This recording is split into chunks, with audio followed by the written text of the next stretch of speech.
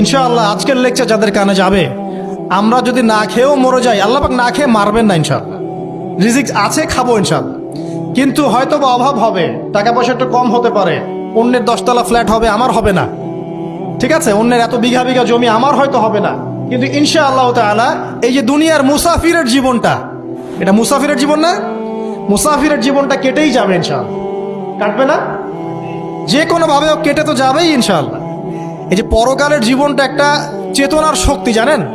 দুনিয়াতে যত বাধা বিপত্তি আসুক, গাল মন্দ খান, গীবত তহমত খান, কষ্ট হোক, নির্যাতন হোক, একটা বিষয় মনের মধ্যে শান্তি দেয়। কি শান্তি?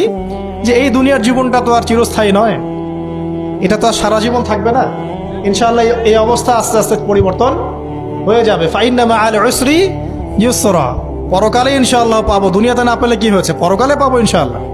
যুবক ভাই, এসব জেনা ছেড়ে দেন, আল্লাহ রাব্বুল আলামিন আপনার জন্য হুর রেখেছেন জান্নাত, ইনশাআল্লাহ পাবেন ইনশাআল্লাহ। এটা ছেড়ে দেন, সুদ ছেড়ে দেন, আল্লাহ পাক আপনার জন্য হাউজে কাউসার রাখছে ইনশাআল্লাহ, ঠিক আছে? অন্যায় পাপ ছেড়ে দেন, আল্লাহ রাব্বুল আলামিন আপনার জন্য জান্নাত রেডি করে রাখছে ইনশাআল্লাহ। এই দুনিয়ার জীবনটা ধোঁকা, একটা ছোট্ট জীবন, পুরা ধোঁকা, কিচ্ছু নাই এর মধ্যে। আমার কথা শোনেন, এই দুনিয়ার জীবনে কিছুই নাই। চারপাশে অনেক কিছু মনে হবে, আপনার বাড়ি আছে, গাড়ি আছে, স্ট্যাটাস আছে, টাকা পয়সা, প্রতিপত্তি সব আছে।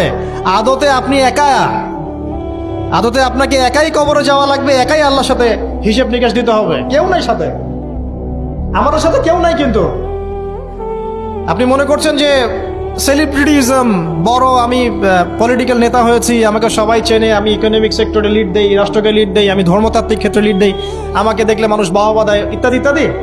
দিন শেষে আমি একা, আপনিও একাই, আমাকেও একাই যেতে হবে, আপনাকেও একাই যেতে হবে। এগুলো সব চারপাশের খালি অন্ধ মোহ, আর কিচ্ছু না। তো এই মোহের মধ্যে ঢুকে পড়বেন না, আল্লাহ পাক তৌফিক এনায়েত করুন।